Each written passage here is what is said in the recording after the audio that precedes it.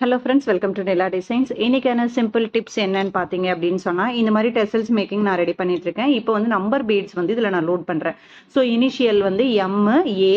So ஏ finish பண்ணியிருக்கேன், M finish பண்ணியிருக்கேன். இந்த ட்ரையாங்கிள், இந்த கார்னர் இருக்கு இல்லையா, இந்த கார்னர் வந்து எப்படி நம்ம பர்ஃபெக்டாக வந்து பீட்ஸ் ஸ்டிச் பண்ணுறதுன்றது தான் இன்னைக்கான சிம்பிள் டிப்ஸு.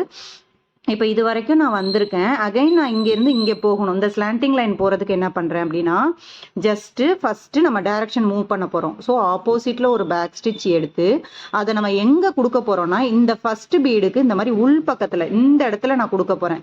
இந்த மாதிரி இடத்துல இப்படி ஆப்போசிட்டில் இப்படி கொடுக்குறேன். கொடுக்கும்போது தான் நமக்கு அந்த ஜாயிண்ட், அந்த ட்ரையாங்கிள் ஷேப்புன்றது வந்து நமக்கு பர்ஃபெக்டாக கிடைக்கும். நம்ம ஏனோ தானோன்னு கொடுத்தோம் அப்படின்னு சொன்னால் அந்த இடம் முழுன்னு இருக்கும், இல்லை டபுள் பீடு வர மாதிரியே இருக்கும். ஸோ அந்த மாதிரி கொடுக்காம கரெக்டாக பேக் ஸ்டிச் எடுத்து நீங்கள் கொடுத்தீங்க அப்படின்னா அந்த ஃபினிஷிங் வந்து பர்ஃபெக்டாக வரும் உங்களுக்கு. இப்போ அகைன் இங்கேயும் நம்ம அந்த வி ஃபார்மேட் தான் கொண்டு வர போகிறோம். ஸோ 1 பீட் கொடுத்துட்டேன். இப்போ இதுக்கு இங்கேருந்து நான் வந்து இங்கே வரணும் இல்லையா, அப்போ ஆப்போசிட்டில் ஒரு பேக் ஸ்டிச் எடுத்து அதை நான் வந்து இந்த மாதிரி இந்த இடத்துல இந்த 2 பீடுக்கு நடுவில் இந்த இடத்துல வர மாதிரி உள்ள கொடுக்குறேன்.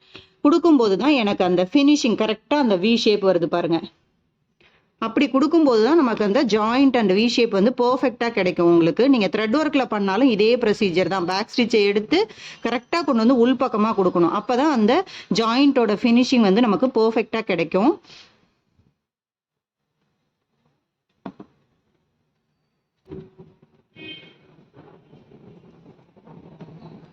சேம் ப்ரொசீஜர் தான். மேலேருந்து அகைன் நம்ம கீழே வரதுக்கும் யூஸ் பண்ண போகிறோம். இப்போ இங்கே வரைக்கும் போட்டுட்டேன். அடுத்து அப்படியே ஆப்போசிட்டில் பேக் ஸ்டிச் எடுத்து அந்த பேக் ஸ்டிச்சை கரெக்டாக அந்த 2 பீடோட ஜங்ஷனில் இப்படி உள்ளே கொண்டு வந்து நான் கொடுக்குறேன்.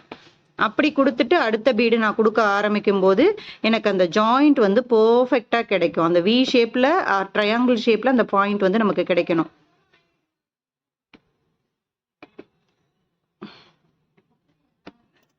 ஸோ இப்போ பார்த்தீங்கன்னா கரெக்டாக இந்த கார்னர் வி ஷேப்பு, இந்த கார்னர் வி ஷேப்பு, இந்த கார்னர் வி ஷேப், அந்த பர்ஃபெக்ட் ஃபினிஷிங் வந்து கரெக்டாக கிடைக்குது பாருங்க நமக்கு.